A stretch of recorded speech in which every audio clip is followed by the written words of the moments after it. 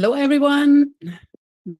This is the second session in the study season 2020 for dApp analysis, exploring the complex systems-oriented approach with Giuseppe Destefanis. Welcome again.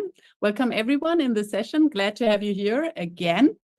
We had a great first round, number one, the first session in this series of lectures about the complex systems approach in dApp analysis on Friday.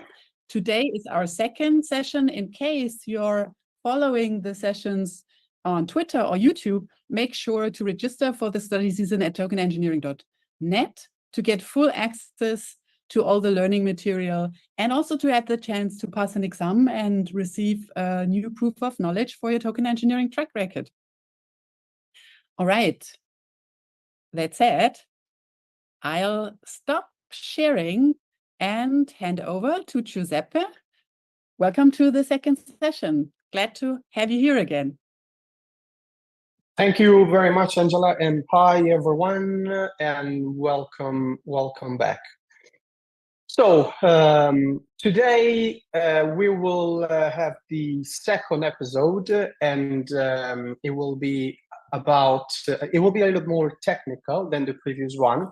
I gave you probably too many information during the first lecture that we have. So today I will go into more technical details, and we will start understanding like this complex system-oriented approach that I mentioned last time, and we will continue, of course, with several tools that we built in our lab for analyzing the centralized applications from the complex system view perspective on during the lecture number 3, and then we will add another level about software metrics during the lecture number 4. So I will quickly recap the main information from previous session. We define what's a complex system from the physics point of view, and we know that there are numerous components interacting in different ways, and we know that there are these behaviors which are not easy to predict if we check a component alone, a single component. So this was the main definition that we used to classify a complex system during our first lecture. Then we also saw this strange graph where there are nodes which are representing Java classes. This is Tomcat, represented as a complex network. And we know that all these points are linked because the classes which are linked are communicating. Also, the red part represents buggy classes, which means that a class can have a bug, and we can see how these bugs are linked. And as I said last time, it's an interesting picture for developers to understand which part of the system can be improved. Then we move to analyzing the centralized application. We know that the centralized application now is a software which runs on a blockchain, and there are these distributed nodes, and there is no one single entity controlling the app. They are built on this blockchain and primarily on Ethereum, but we know that there are also other types of decentralized applications. And at the core of this decentralized application, there are smart contracts, more than one. These smart contracts interact and they characterize the behavior of the decentralized application. I used as example a Uniswap-like dApp. We know the different components, the automated market making, the liquidity pools, the direct trading and dynamic pricings, and the decentralized operation. And we saw that also the centralized application can be described with the network. In this case, we have like this type of mind map showing the different components working together. And we know that the centralized application can be seen as a complex system because it respects the different properties. So we have numerous components which are connected, a diversity of components. These numerous components are diverse. Each one is assigned to a specific task. The behavior of the dApp can adapt to what's going on in the environment where the decentralized application is working. There can be emergent behavior, for example, pricing, nonlinearity, dynamic nature, and complex feedback loops. So we saw during the introduction how this decentralized application can match all the characteristics that we had and that we explored in a complex system. Today, with this slide, you can see that I'm becoming a little bit more technical, and I really want to show you what is this smart contract we spoke about last time. I told you that it can be compared to like a class in Java. And here I am presenting an example of smart contract, which is called Simple Bank. And this is not Solidity or any other programming language. I am using pseudocode. So it's not a language, basically. It's a high-level description of the smart contract. I know that among you there are people who are not developers, so they maybe you don't really know what's a programming language and how to write a smart contract. Therefore, I'm using pseudocode to explain a smart contract in a high-level language. But the structure is very similar to the one that you can find when reading a smart contract written in Solidity, for example. There are keywords here. We see that the contract starts with the first line where there is written contract Simple Bank. We know that Simple Bank is the name of the contract. Then there is a part which is called initialization. The smart contract is initialized, and when there is the initialization, you can see here there is written create mapping of user balance. Again, quite straightforward here. Of course, when there is like Solidity, for example, there is a different type of instruction here, but it just to give you an understanding of what are the operations. And then another key part of the contract here, and another keyword is function. This is important because we have the two keywords that I want you to focus on in this module, which are contract and function. A contract is made of functions. So within a smart contract, we can have more functions, not only one.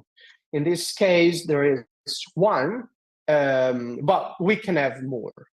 What is a function? A function is a part of the smart contract which defines specific operation. A name of the operation is the name of the function also. In this case, you can see that the name of the function is deposit. It's an action. Usually, when you have a function, you have the name of an action, of a behavior. Actually, since you might be the author of a smart contract, you have to provide meaningful names to the function, because you can call the function the name you want, but you have to keep in mind that other people might be reading your code, so it's always good to write meaningful code and use good names when writing code, name for functions, for example. So in this case, we have the function deposit, and you can see those two other points, amount user, it means that for deposit, I need an amount and then user, and those are the parameters of the function. And then you can see that there are certain operations here. There is an if condition, and then the end of the contract. So the simple bank, question so far, I'm reading the chat, so feel free to type the question if you have questions. As last time, feel free to jump in the conversation. Let's make this session as interactive as possible. Otherwise, it's only me talking and can be boring. So the name of the contract is important here. As I said, a simple bank, and defines where the smart contracts start. There will be a piece of software basically reading the smart contract and performing some action when the smart contract is read, basically, is parsed. In this case, the contract can be seen as an agreement which will execute functions. And we have predefined rules. As you have seen before, who's defining the rule is the developer. So there are rules here, and the developer writes these rules. The rules are the if-else. When I explain usually what's a smart contract, in a very simple way, I always say, simplifying a lot, of course, that a smart contract is a conditional expression. So it's an if statement. If something happens, do this, otherwise do that. And can be simplified with a conditional expression. So the initialization part, here we have the create mapping of user balances, as I said. The section in which we initialize the smart contract, it means that we are creating the smart contract here. So we set up the environment for the contract to operate. And this happens also with traditional software when we have to prepare the environment for running the software. When we say create a mapping of user balances, in this case, we are setting up a dictionary, or like you can imagine a table, which contain ID of users and an associated balance with that user. So this dictionary is keeping track of how much each user deposited, basically, into the contract. In the function, we are defining we have a function deposit. So the declaration of the name of the function is deposit, and we have two inputs here, two parameters. The amount of the currency which is being deposited, and the user who's making the deposit. Let me have some feedback if everything is clear. These parts are important, and defining function and contracts is fundamental, because we will see that we'll start creating graphs using functions and contracts. That's why I'm going into details in the code, even if it's pseudocode, because it's important that we get an understanding of what's written in a contract. Otherwise, we are not able to depict a graph and therefore analyze a decentralized application using complex networks. I think you're muted, Angela. Yeah, I think everybody raise your hand and just give us a thumbs up or ask, because this is fundamental to any next step we'll take. And yeah, again, there are no stupid questions. So just switch on your mic or drop a message if you need an additional explanation. Otherwise, give us a thumbs up. Thank you very much. No, absolutely. Questions are always welcome, and there are no simple questions. So if the amount is larger than 0, what we have in the contract, you can see we have that condition in the if amount bigger, like larger than 0. So we are checking if the amount that the user is depositing is larger than 0. And this is also a validation step. Now, I'm stressing this basic concept, and some of you can say, okay, this is a conditional expression, it's an if, why are we wasting time here? Many bugs in traditional software and also many vulnerabilities in smart contracts can find a nice way in when there are guards and when there are conditional expressions, not only in conditional, of course, but also when there are loops. But conditional expressions are quite important, even because we can change the flow of the execution that we have. When you see an if, there is a switch there. Okay, it's like going in a way or on the other. It's like having two roads. And when we move from the main road, we have to be very careful in the where we are going, basically. So it's important that we get a precise understanding of the flow and what's going on. So if the first one, if amount is larger than 0, we are basically validating that condition. And then we have increase user balances user by amount. So if the amount is valid, if it's greater than 0, then we are increasing the balance for the specified user, okay, considering the deposited amount. And then we print, it's like a feedback to the user, if the deposit has been successful or not. Else, it's the other road that I was telling you earlier. If the deposit is not greater than 0, then we move to the other print, and we print the fact that the deposit failed, because the amount must be greater than 0 to perform a deposit. And then we have the end of the contract. When we have // this means that it's a comment. Here I'm highlighting that that's the final part of the contract. Remember, this is pseudocode. I'm not using any specific programming language here, but I wanted to highlight that that's the final line of the contract.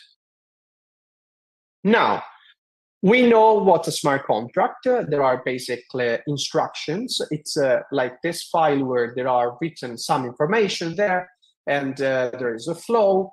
In this case, we had the mapping, the structure mapping users and the deposits. We know what is a function, a subset of the structure that we have within the smart contract. And remember that a function is basically a behavior, an action within the smart contract. And validations are guards that we have within a function. It can be if, but we can have validation also when there is a loop. Next step, I told you that the centralized application is made of many contracts.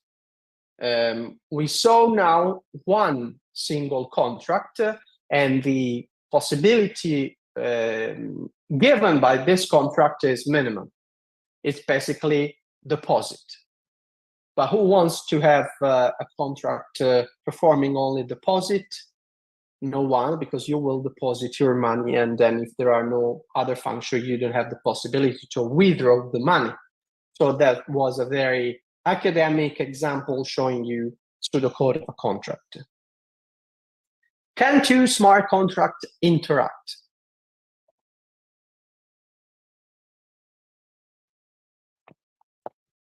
Feel free to answer here. It's quite obvious, but I take silence.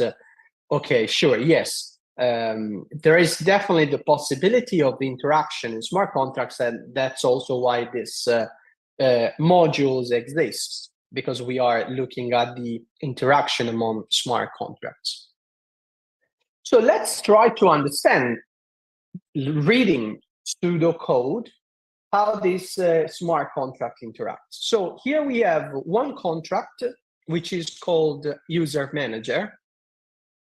And here again, we have an initialization part in the contract user manager, and the function register user. As you can see here, the level of complexity of this smart contract is higher if compared with the previous one, because we have another function. And the second function here is called isUser registered. So we have one function, we have two functions. So contract user manager, number of functions 2.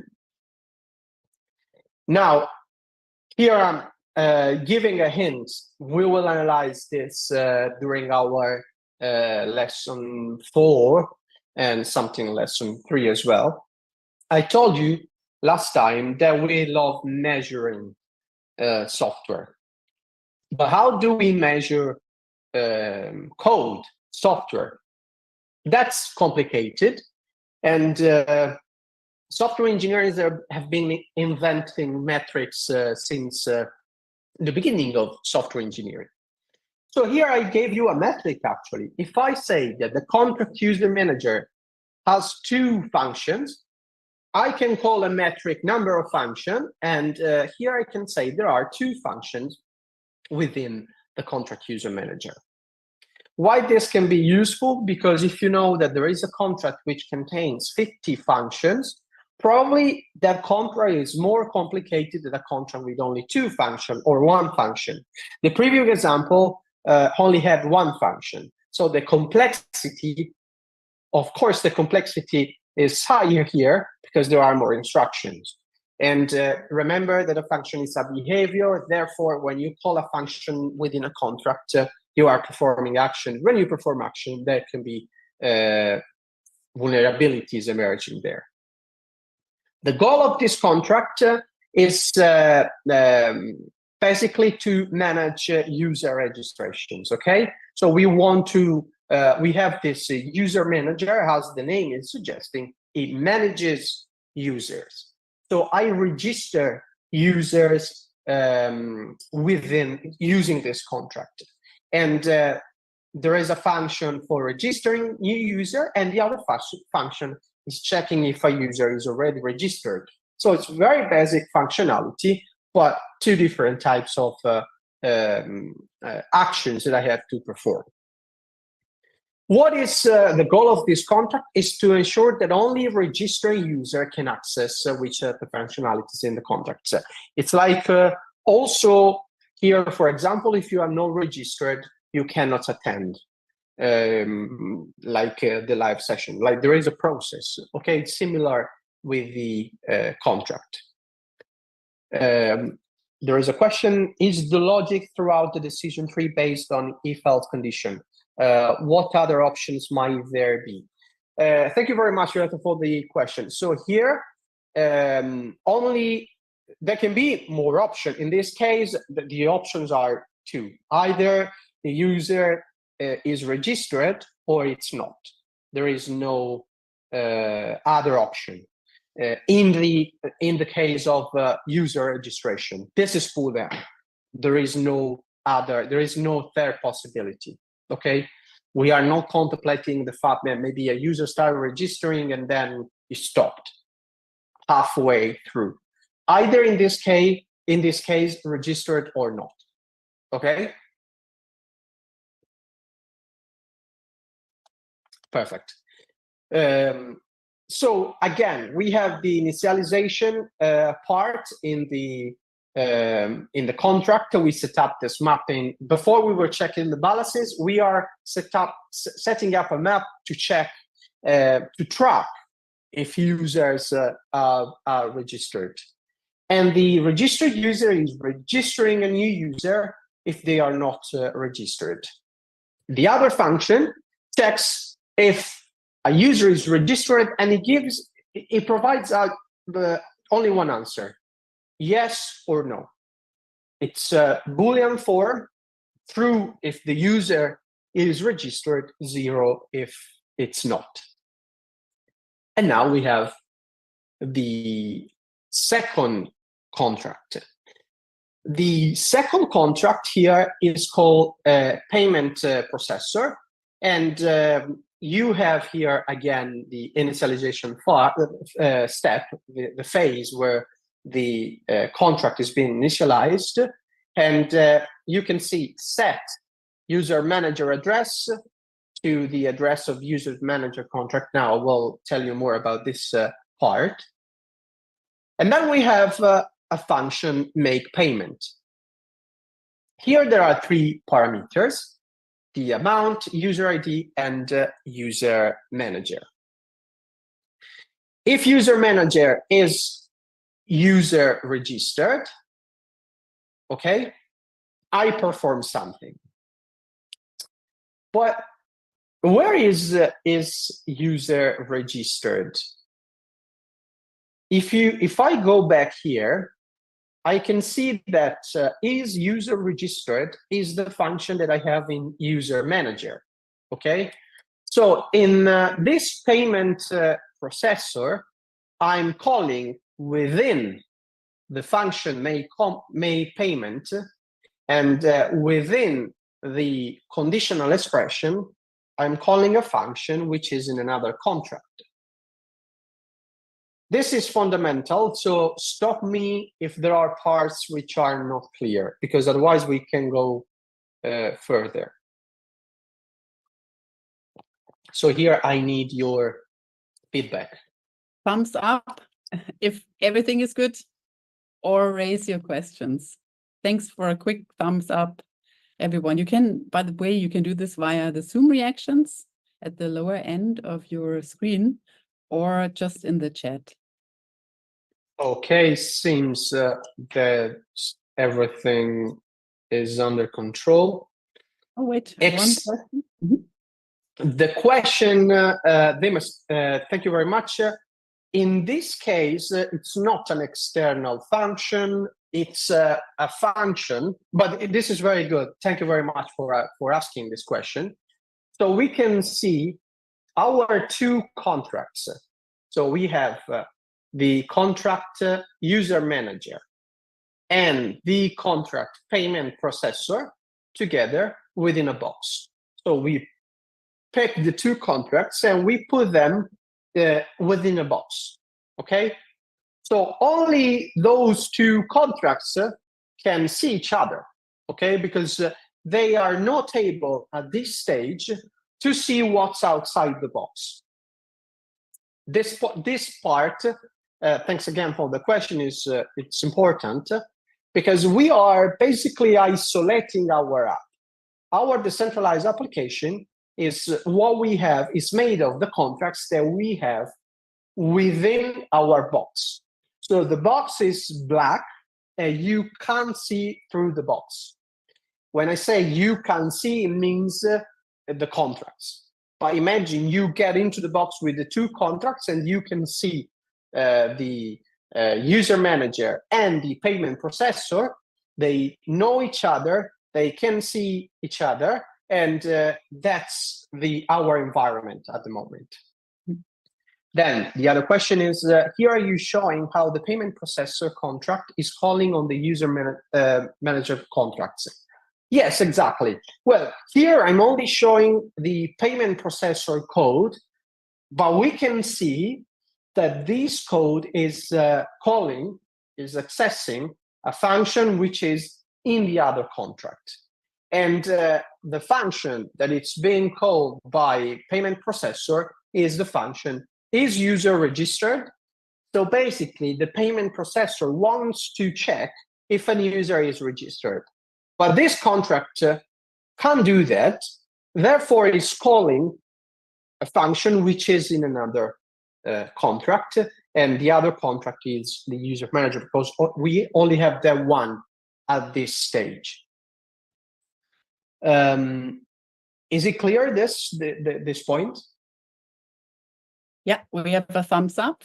Perfect. In this payment, and when raise another one. Exactly. So when is asking, is this payment processor a subsequent step for user registration processor? Not really. It's not a subsequent step. I wouldn't classify. You get what's going on here. but we can't say technically that it's the next step because we don't know when this is user register function is going to be called. So I can call the function whenever I want. So it's not really a subsequent step. And if I try to do something, but the user is not registered, here I do an operation in a way, okay? I'm performing part of the instruction. So the order, you can call the function whenever you want. It doesn't mean that a user must be registered for calling this function. If a user is not registered, you will get a negative answer from the function. I don't know if I answered your question. If not, please let me know. Okay, good. So quickly, the goal of the payment processor is to process payment. And the contract wants to ensure that only a registered user can make payments. Since the payment processor doesn't have the logic, and this is not a bad thing, remember, I don't want to give payment processor the possibility of having that logic. I mentioned one property during the last our first introduction.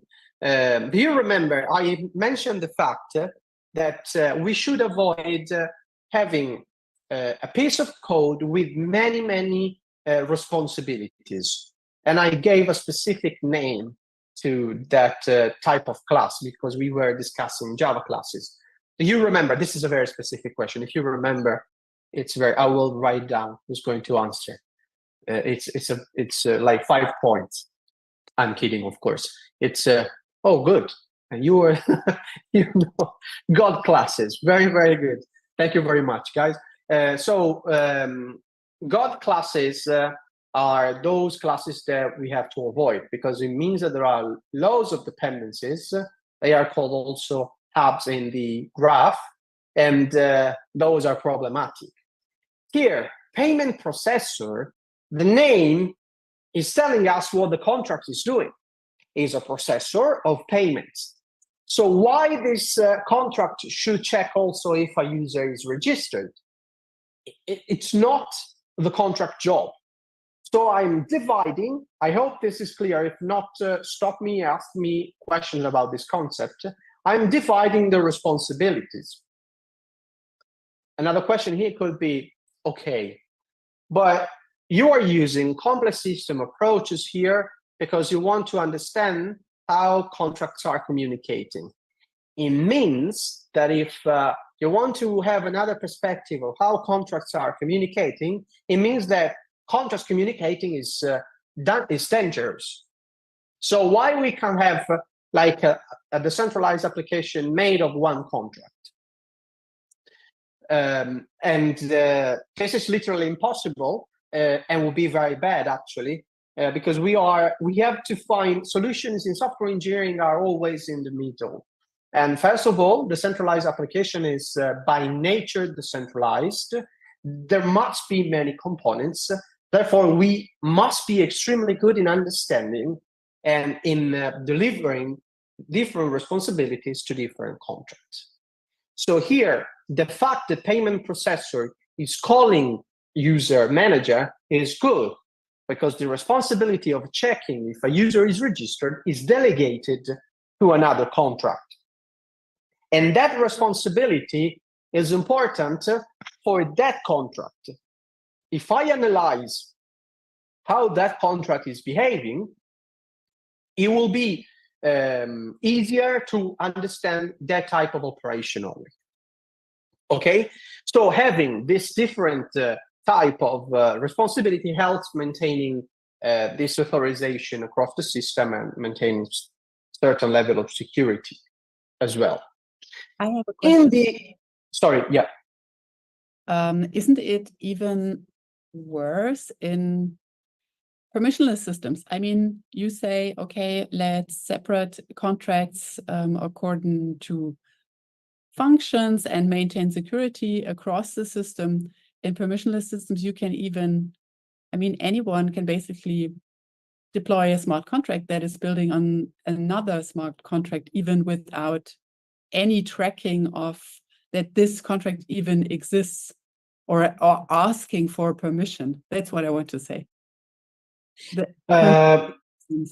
And that's why it might be harder, more fragmented, the ecosystem or the system emerging based on permissionless smart contracts, harder to track, harder to maintain this overview, and yeah, monitoring the dependencies here, right? Absolutely. If we analyze, so there are different type of different ways that we can use our complex network approach. So if we are building a dApp, we are the responsible of a decentralized application. We are in control. Okay, we know what we are doing. We know what we are writing. We know how many contracts we are using, and we ideally know how to make the decentralized application work in the best way possible. However, if we want to track something which is out there on a specific, running on a specific blockchain, we don't have any idea who wrote that contract, and we want to use that contract, we better understand what we are doing, because the open apps linking our application or even a single contract that we are writing to something that we don't know is leading us to finding vulnerabilities. We can't predict and we cannot understand. So it's important to have an idea of what we are doing. And this is important for if a company, for example, wants to build a decentralized application, it must be extremely clear what type of dependencies I'm adding. I will touch on this point immediately after we have an understanding of these two steps. I will add the third step, which is like making this box where there are, at the moment, remember, the box is black. There are only two contracts. They can only see each other. In a minute, we will make this box transparent. And when the box is transparent, it means that the two contracts can see outside. The outside, of course, is exciting because we are open to the world, but we have to be careful about what we are linking and seeing. There is a question. So the dependencies will have to be somewhat forecasted and accounted for by developers before deploying dApps. Thank you very much for this question. Well, yes, there are they are called libraries, and in traditional software development APIs. I'm sure it happened with you when you were registering, for example, a new website. You are asked, do you want to use your Google account to register here? So it means that there is an API linked with Google and can use your Google account for registering. That's a dependency, okay? Because you are using Google systems for registering to another system, which is not related with Google at all. However, there is a reputation here. You know Google is well known. You trust or not, but if you decide to use it, you trust that system and you know what's happening. It doesn't mean that you have access to entirely to the code that Google is providing, but you know the functionalities. There are agreements. You click on a box when you decide to use that specific service. So you tick a box. So you accept certain conditions. You are aware of what can happen. Okay. So same when developing a decentralized application. If you are linking something which is coming from another contract, better to know what you are linking. You do not link a source that you don't trust. That's the takeaway message. Okay. You're welcome. So here, initialization phase, we set the address of the user manager contract, the one within the box, and we store that address. And then here we are enabling basically the payment processor to interact with the user manager. And the function make payment takes the amount, user ID and user manager, which is the reference to the contract that we saw earlier, calls to check the contract user manager to check if the user is registered. And if the user is registered, it processes the payment and prints the confirmation payment. If the user is not registered, the message will indicate that the payment failed because the user was not registered. The interaction between these two contracts involves verifying, like from payment processor, if the registration, if the user is registered by calling a function to user manager. Okay, if we call the payment processor, the contract A here, and user manager, the contract B, the function calling the function from the user manager is that F1. Okay, so here what I'm doing is I create a graph. There are two nodes, A and B. A is one contract, B is the other one. So A, payment processor, B is user manager. A calling B means that I put a link between A and B. F1 is the edge that I generate in my graph. And remember the messy graph that the Tomcat one, all the classes. This is a small portion. That graph, the complexity of the graph is showing you the complexity of the function calls among contracts that you have within a decentralized application. Here, it's quite easy because we only have basically one function call between two contracts. It's like what we are doing here is opening the box that I told you it's black. The two contracts cannot see outside the box, and we are looking and seeing how the contracts are communicating together. And if I want to represent a static view of what's going on, I link the two nodes, which are my contract, using an edge here. And I can see that I'm building a graph, basically. Deployment, of course, the user manager contract is deployed first. There was a question about different steps. And this will add to my answer that I provided earlier. When we can't use the payment processor if the user manager is not deployed. Deployed means that I need to make aware the responsible, like running all these contracts about their existence. And if payment processor is calling a function of user manager must be deployed first.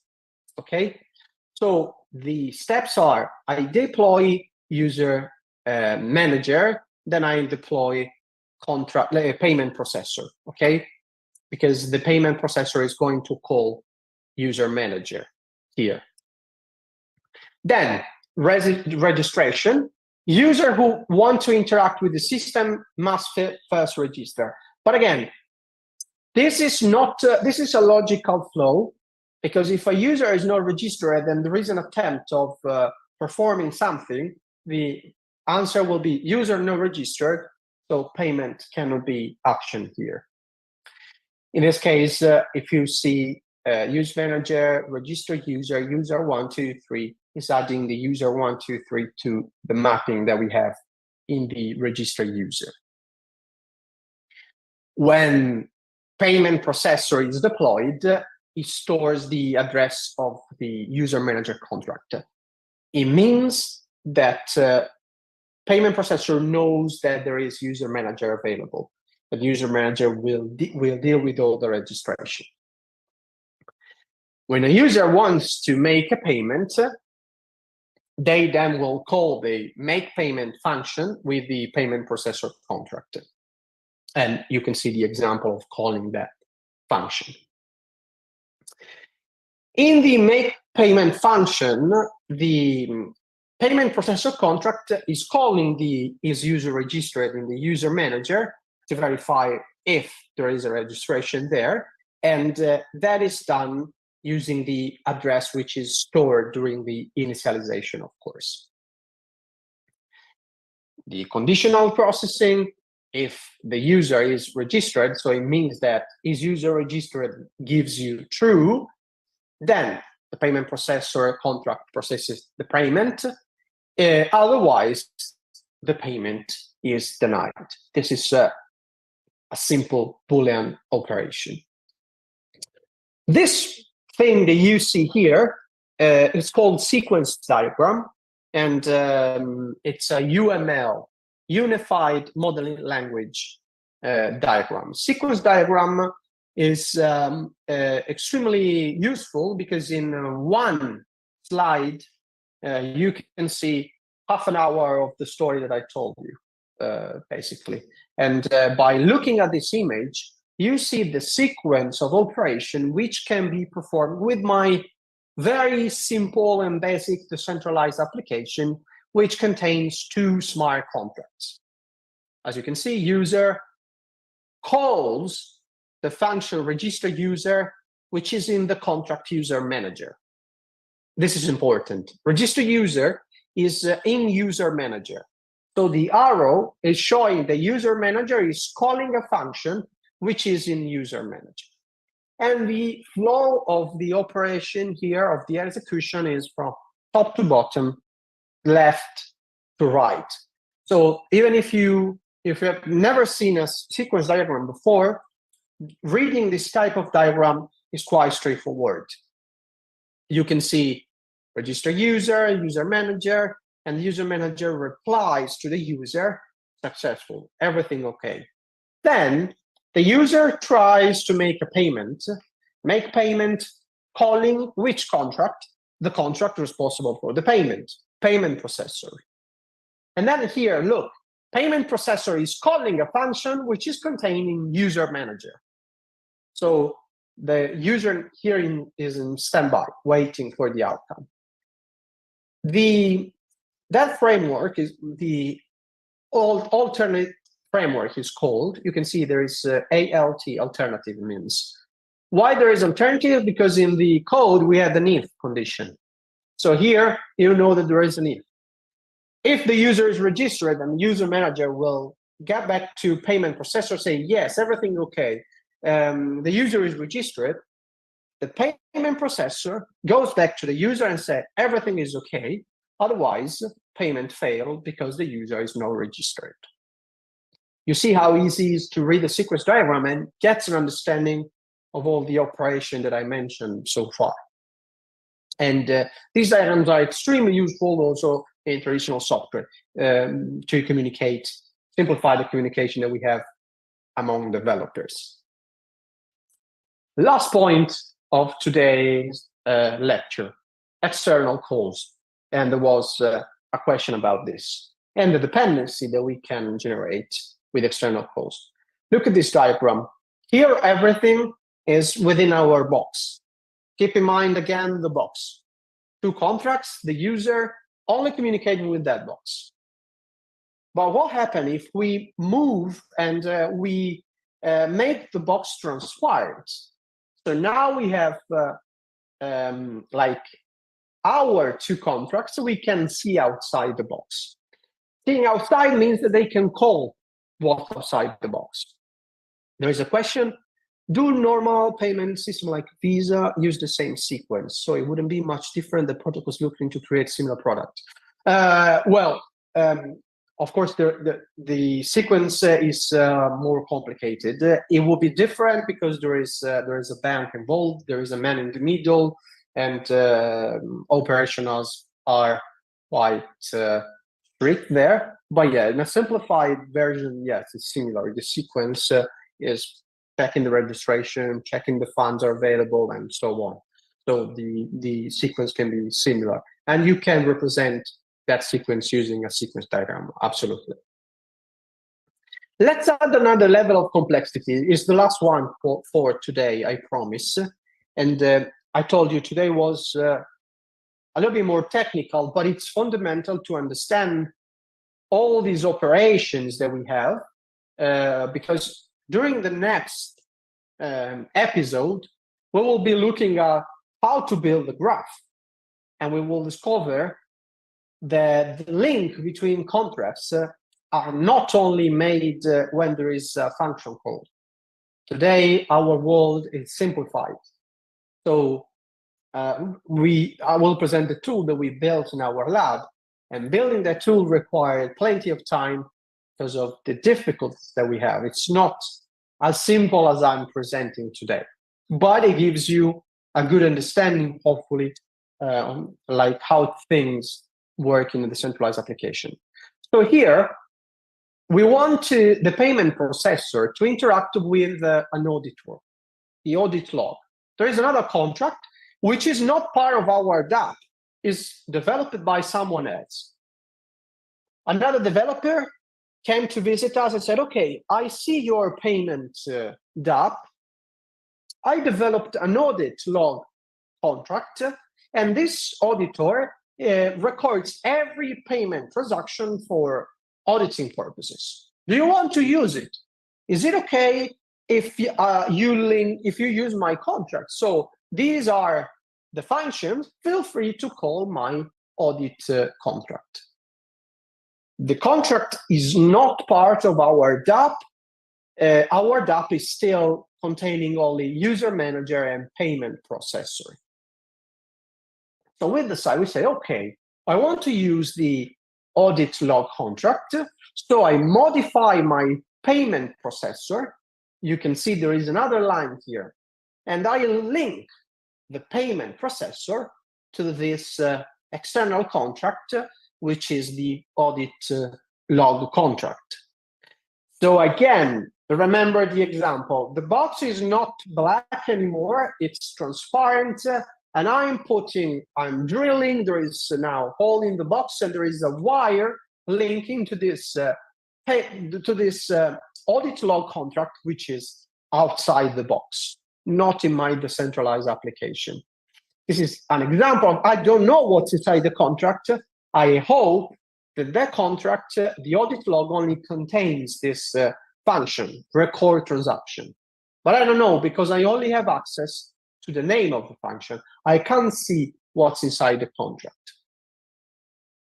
To simplify, this is what I want to do. This is the modified sequence that I gave you before, and you can see on the right, the payment processor is going to record the transaction using the contract audit log. So I'm only saying, audit log, I give you user ID, the amount, tell me if the transaction is recorded, and the contract is answering yes or no. Let's provide this definition. What is a vulnerability? Is a weaknesses or a weakness, or more than one weaknesses, or a flaw in a system or software or a process, which can be exploited by an actor to perform unauthorized actions. In a smart contract, a vulnerability might allow an attacker to drain funds or perform transactions which are not authorized, which are not within the flow of execution, or it can manipulate contracts with behaviors which are not contemplated when I'm defining my contract. What are the potential vulnerabilities when interacting with an external contract? For example, quality of the code and integrity.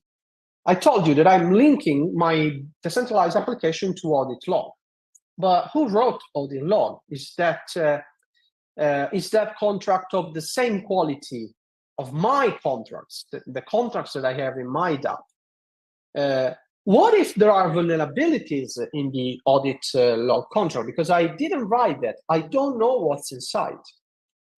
Can that system, can that contract start communicating with my other 2 smart contracts and maybe delete a user? Okay. If this audit log has vulnerabilities that are allowing other contracts to leverage those vulnerabilities, then an attacker could manipulate the logs or insert data which are not correct, for example. So if we go back quickly to the Uniswap dApp that I presented last time, I told you there were contracts here.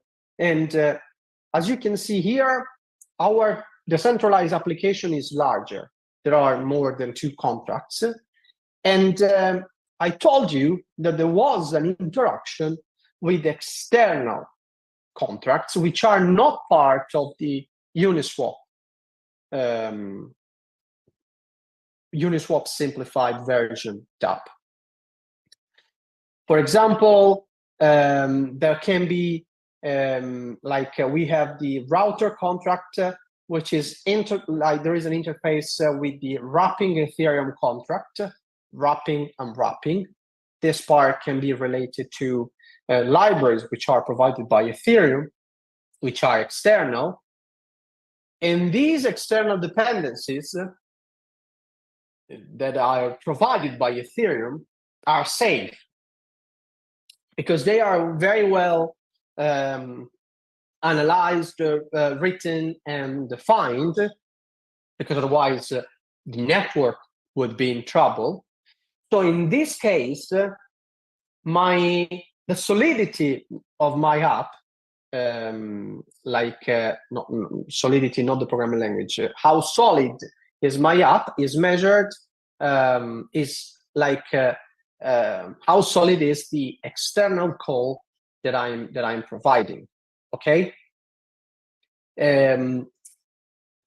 Since I'm linking, and you will see if you start developing the centralized application, it will be mandatory to link your decentralized application to other contracts and other sources. You cannot.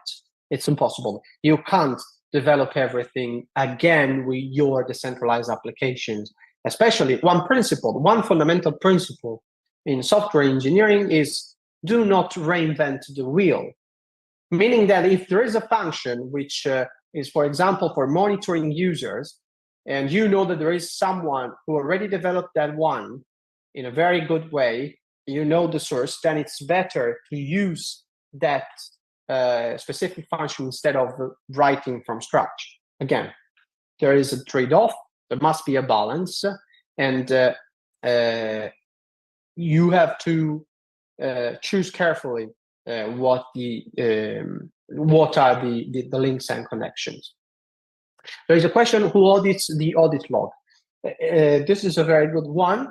If you decide to link a contract to your decentralized application, external one, auditing the audit log is mandatory, and ideally you should be able to check the source code of that contract. Here, I want to stress again the modular architecture that we have in the centralized application. Today, we went a little bit deeper in understanding the contract level, and we started building that graph at contract level. We want to see contract, remember, contract A, contract B linked with the function calling from A to B. That's contract level. But we will see during the next episode that there is also a function level. We can build a graph which is showing us function and function. And that's why we will introduce in the next lecture the concept of bipartite graph, which is fundamental in complex network. And we are done with today's lecture, and now I will open the floor to the questions. And there is already one. This is why they always mention smart contract vulnerabilities. Companies try to audit to better understand external dependencies on top of potential flaws in the base. Absolutely, yes. So when you are using external sources, it's fundamental that you check what you are linking in your code. It's important that you are aware of what you are using, what you are bringing within the box. I think that the box example is quite useful because it's like opening your house to other people, and this must be done carefully. Either you know that person very well, there are no issues because you know that person, and it means that you audited basically the guest that you are bringing into your home. Otherwise, you need to be careful. And this applies also when developing software in general, not only the centralized application, but again, the centralized application of software. So it's part of the game. Other questions?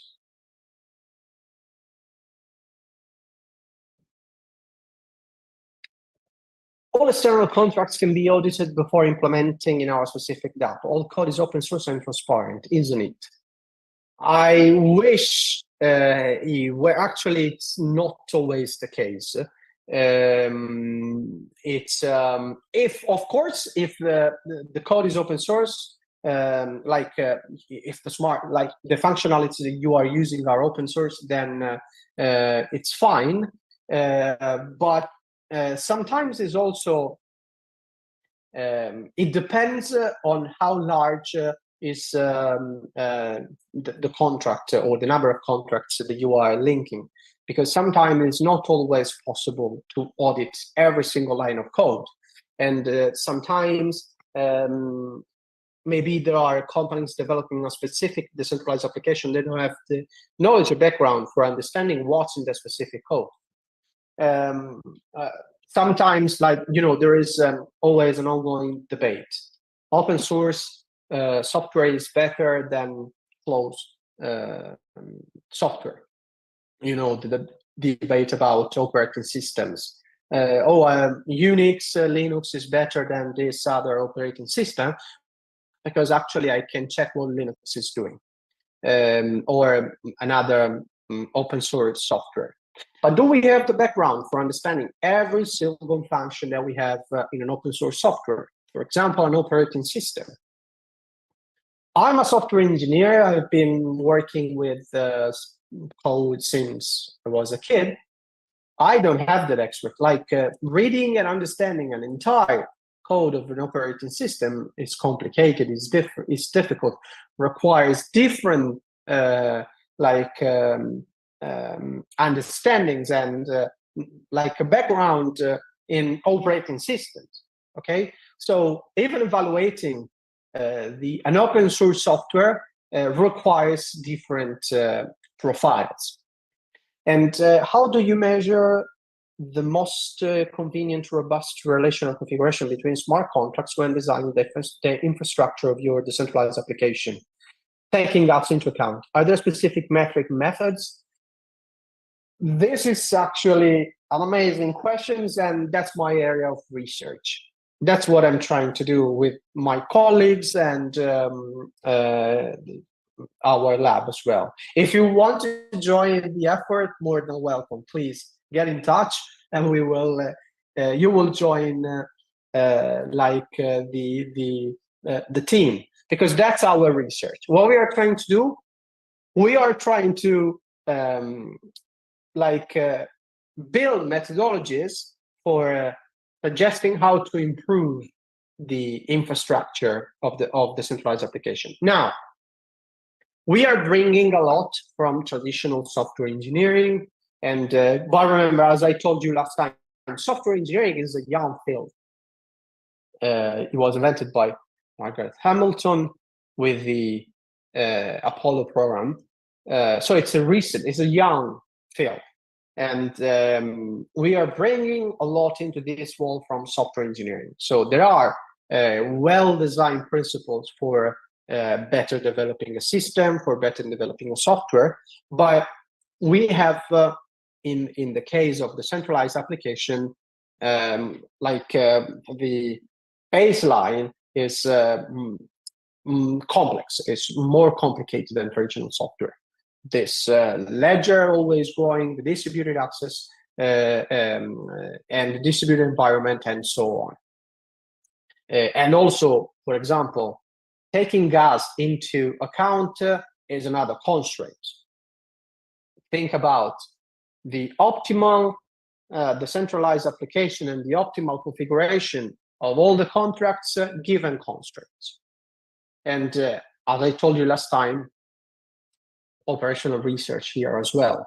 So there are many constraints that we are adding to improve the methodology and to improve the functionality of our decentralized applications. And have you used smart contract or the software or company services? Okay, very good question as well. At the moment, if you look at the possibility that we have for auditing smart contracts, there are companies. What you do, you call the company, you say, I need this auditing because I want to use this, I want to use A, B, C, D, and so on, smart contracts.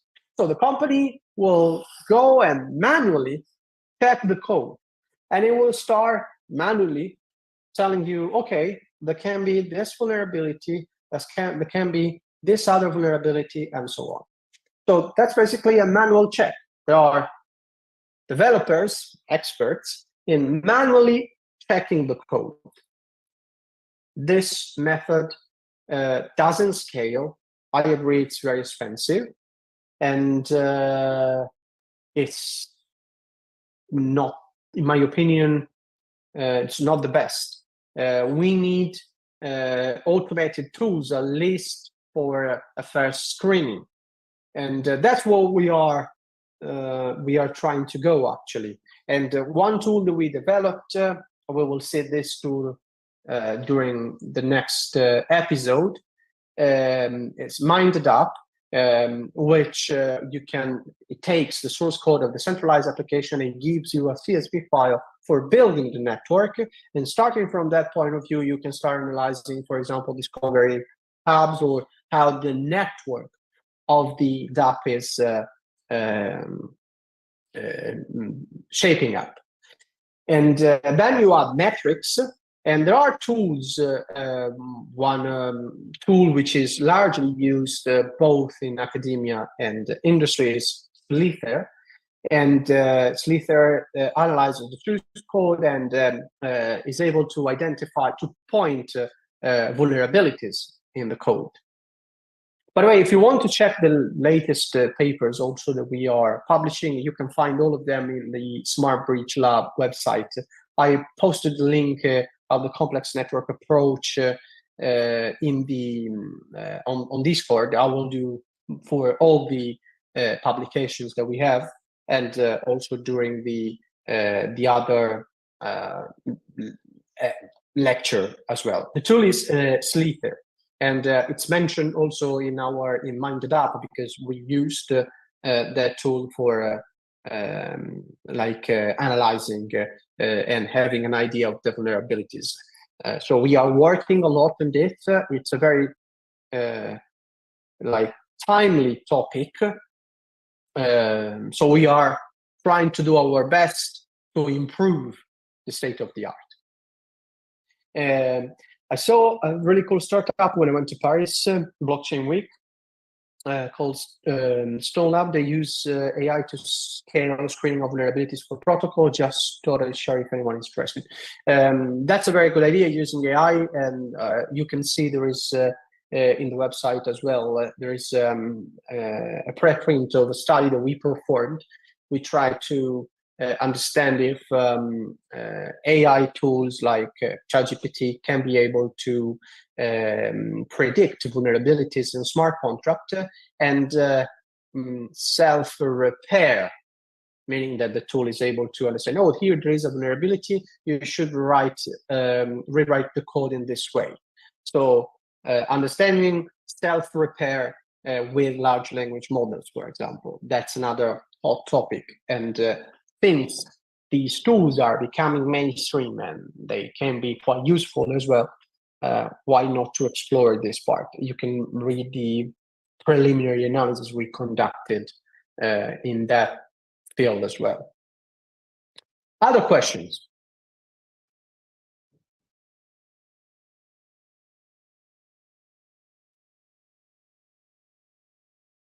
There's a question about the paper related to the tool. I will post the paper on Discord because I think that paper is open access as well. So I will post on Discord. I will check if it's open access, but I'm quite sure it is. And I will post. And then you can snowball also from all our papers and the paper that I share with you, check the references, because in the references you can see which paper are related. And also there is a related work session in the paper that you can find a related paper. So I will share all those information.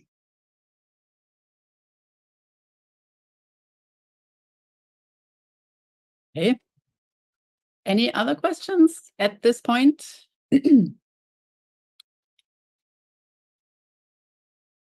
Giuseppe, is there anything you'd like to share before we leave for preparing for next week? Because I think there was a homework actually last week, and should we go over it if we have the time?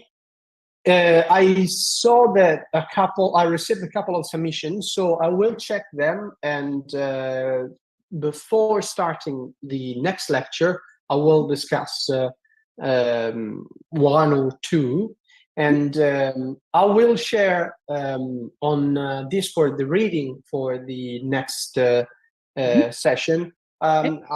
Since also I know how busy everyone is, the lecture, you can attend the lecture even if you don't read the papers the material I'm indicating.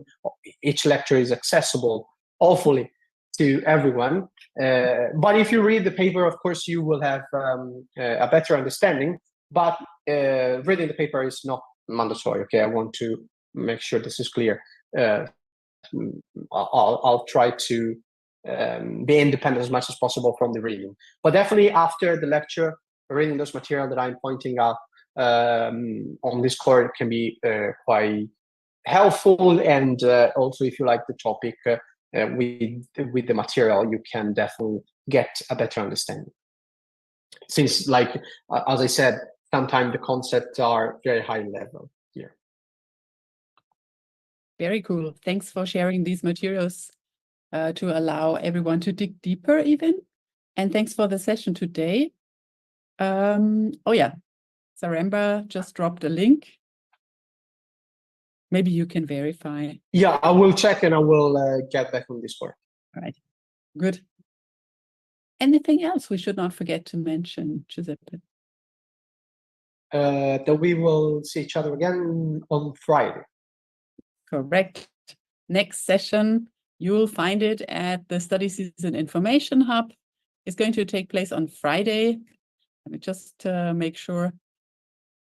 The time is this week, Friday, May 17th, 3 p.m. UTC. Okay, second session this week. Don't forget. Perfect. Thank you very much. Thank you very much, everyone, and see you on Friday. Thanks, Giuseppe. Thanks, everyone. And yes, see you on Friday or in the course of the week or on Discord in Track 7, our channel. Thank you. Bye. See you. Bye. The recording has stopped.